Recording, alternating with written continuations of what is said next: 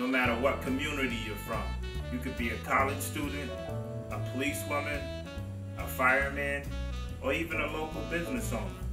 No matter what your occupation is, put all those together and community is us.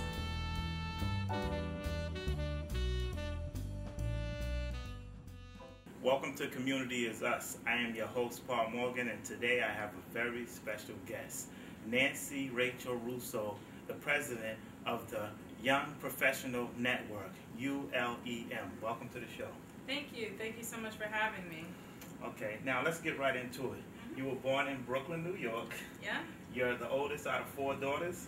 Yes. Haitian American descent. Yes. And you were raised in Rhode Island, and then 15 years later you moved to Boston. Tell me a little bit about that. Very good, very good. Actually, I am the eldest of 4, as you mentioned, and also the eldest to several others throughout the community. And I always mention that because I'm very community engaged, and many other women, younger women, also say that they refer to me as a sister. So I like to acknowledge them. I am Haitian American, was born in Brooklyn. I moved to Boston after I graduated from Northeastern University, so I'm a 2-time alum. I went to Northeastern University for my undergraduate degree in business, where I focused in finance and management, and then I later returned to get my master's in leadership and nonprofit management. Okay, now what was your influence to get involved with the YPN? Oh, there are so many influences. With the Young Professionals Network of the Urban League of Eastern Massachusetts, we actually call it YPN-ULEM, but with the organization, I think my main influences were both of the idea of working with the community. So it's very much an organization, it's a civil rights organization that focuses on community building. And then one of the other influences was knowing that there was an opportunity to bring young professionals together. Since I started working with YPN back in 2000, it's evolved, and my reasons for being engaged have differed and evolved as well, but those would be the 2 main influences for getting me engaged initially. Okay, now I see that you started with 23 members, and then it went up to like 150 by 2011. How did you get that to happen? Well, I'd say that a lot of how I function is by way of being personal.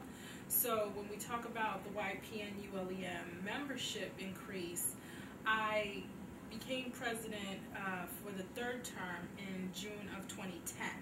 At that time is when we had 23 members. I had previously been president of the organization and had moved on in 2006. Well, when I came back and decided to run again to reignite the organization, revive and restore, at that time, as mentioned, 23 members, and then present day, we have, I think, about 230, I've been told. So we have a membership team that's working on that. In terms of how we've gotten there, it's been primarily word of mouth. We've utilized social media. But I think one of our strengths is that our organization is very family-oriented and very family-centered. Right. So when people come to YP and they actually meet me or they meet some of the other board members, I know that they instantaneously feel that level of connection. So I think that's how we've been very successful in growing our membership, amongst a whole bunch of other things. Okay. Now, another thing I was trying to figure out, how do you guys get paid? Is it mostly by volunteering and they make connections with other businesses, or are there paid jobs? I mean, how does that work with the YPN? Well, firstly, with the Young Professionals Network, it's a non-paying, completely voluntary organization. All of our members volunteer their time to support the National Urban League's endeavors, to support the Urban League of Eastern Massachusetts' endeavors. We're primarily focused on increasing membership, increasing philanthropy, and increasing volunteerism through the National Urban League. So I should say that first. Now, in terms of jobs and so forth, that's a separate issue or a separate topic. But when it comes to jobs, our organization is often reached out to by various companies that want to tap into the membership to let them know about different jobs that are available. So we do have instances where we are promoting jobs as well. Okay, now who came up with the volunteer is sexy? I like that. Can we see the t-shirt? Sure. I was hoping we'd be able to show off the t-shirt. This is our membership t-shirt. See that? And this is actually the back of the t-shirt that we designed. I like it. And thank you. And this is the front of our t-shirt. I am empowered, Urban League of Eastern Massachusetts. It's a funny story with the volunteering is sexy. I have a t-shirt that I got when I was working at Northeastern University. I also used to work there. And on the back it says responsibility is sexy. And I happened to be wearing that t-shirt when I was with a good friend of mine a couple of years ago. And we were talking about YPN, we were talking about the development of the organization. This is when I had first been reelected. And she mentioned, shoot, volunteering is sexy. Right. And I was like, okay, we're going to use that. And cool so slogan. we've since been using it related to all of our community service activities. And in fact, we're working on making it one of our brands. Okay, that's cool. Now, you also hold a degree in nonprofit management? Correct. Okay, and you went to the Suffolk School for Law? No. Well, I went to... I attended Suffolk by way of OESTE for the Initiative for Diversity and Civic Leadership. So that's an entirely different certificate program. Okay, got it. And I did that program in 2010. And that was an opportunity to just become well-versed in working within the government sector, as well as being appointed to government positions and that sort of thing. Gotcha. Okay, now, another thing I was interested in is you also did some mentoring. Now, what were the ages? Like, who did you mentor in the community? Like, can you talk about that a little bit? It's actually present tense. I'm always mentoring. I have mentored young people from the age of about 15 to probably age of 32. Okay. I mentor both men and women in various capacities. It could be related to personal development as well as professional development. I've mentored formally and informally. So informally, as I mentioned earlier, there are several young women out there that regard me as an elder sister, and I take that seriously. And then there are programs that one can mentor through, and one of them that I've mentored through is the One Step Closer program, which is through the Freedom House.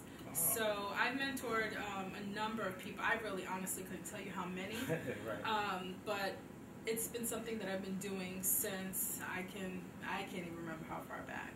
Okay. Now, another thing I like that you put together, and I think you were the host actually for the Living Smart. Can you talk about that? The Living Smart Fitness, Sure. Something with the Community Health Center. I like that. Sure. I'm really proud of a lot of the projects and programs that YPN ULEM has produced. One of the latest projects is Living Smart, and that's through the Public Health Committee. So just a little bit of background. The Public Health Committee was launched in the fall of 2010. Okay. And it was the first Public Health Committee to be launched throughout the National Urban League Young Professionals movement. Okay. So that was really exciting. In fact, we became an award-winning chapter in July of 2011 because of our Public Health Committee. That's good. And through that committee, which would have never even been conceived if Janice Hyatt in particular, who is one of the co-chairs for the committee, didn't come to me and say, Nancy, we need to talk about public health. And she explained to me the theories and the barriers and gave me a great case as to why we needed to launch this committee, so I said, let's do it.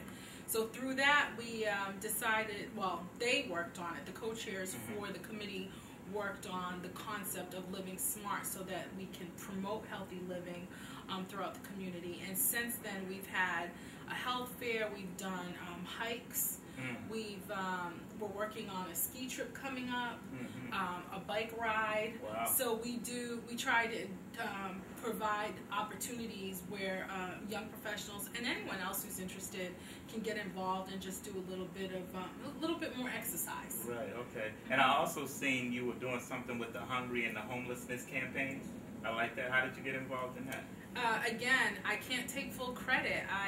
Last year, the Community Service Committee in this case wanted to do a major event that dealt with homelessness, and we were actually supported and given a charge by the National Urban League Young Professionals to focus on hunger. Okay. And because hunger was the topic, our chairs of community service, one of them, Rousseau, came to me and said, let's do something that ties hunger to homelessness. Oh, okay. And so she came up with the idea, and what we actually ended up doing was on a Saturday night, if you can believe it, on a Saturday night, instead of people going out partying, we were all at the Urban League pulling together plates of hot food. Wow. And we served 147 people on the street between the hours of 10 and midnight. We were out there. It was freezing. That's a blessing. Congratulations to you and Michelle. Thank you, Rochelle. Rochelle, sorry. Thank you, no problem. And so it was a great opportunity for YPs to get out there and just really see what's going on with homelessness and hunger, and very, very insightful activity. Okay, and then another big thing, and this is basically your country, you did something for the earthquake relief effort for Haiti. Now that was a big thing. It was. And you won the Above and Beyond Award, actually. Can you talk a little bit about those things? Sure. The Haiti, relief event, I mean, that was planned in a couple of days, and obviously no one knew that Haiti was going to be struck with such a severe earthquake. Right. But the day after the earthquake happened, a friend of mine, I'm sure you know him, as a matter of fact, you interviewed him, Michael Curry. Okay. Had contacted me to see if my family was okay, and in that conversation conceived the idea of doing a relief event. So he came up with this idea and asked that I help out, and I was more than happy to do so. And what it turned out to be, after 4 days, is something that I could never forget and never possibly imagine in advance. Wow. We had approximately 3,000 people come through the Hibernian Hall that day. It was the largest Haiti relief event to take place in Massachusetts. That's big. And subsequently, I had to focus on getting the items from storage to Haiti. So there were a lot of negotiations that took place with the shipping company and tracking and making sure that it actually got to Haiti. And it was just, such an incredible experience to be part of helping, my homeland. Though I was born here, it's still my homeland. To be helping my homeland get on its feet. Right. As chairman of both the Massachusetts and National Democratic Parties, Steve established a track record as a reformer and builder, working aggressively to implement effective management and financial controls while at the same time empowering more activists to participate in political life. He was elected treasurer in 2010. Steve is a graduate of Princeton University and Harvard Business School. And with that, I present to you Treasurer Stephen Gressman. Thank you very much, Jesse. And we also, because the lottery is 400 employees of the 750, we hired a person at the lottery who has the same exact background, because it was important to have a person of that kind of background experience at the lottery. So let me end there. Again, what are my priorities? What have my priorities been from day one? Well, my priorities have been to protect the public's money, to protect your money, and the only way I know how to do that is to bid everything out, make sure everything is done at the lowest possible cost to the taxpayers. My focus has been on jobs and new business development and growth, because we have to create jobs, and the Small Business Banking Partnership is the centerpiece of all that. Thank you for coming to the show. Thank you very much for having me. You're I welcome. really appreciate it. You're welcome. That's all the time we have, and we'll see you guys next time. You know the station, and we're out of here. We'll see you later. Good night.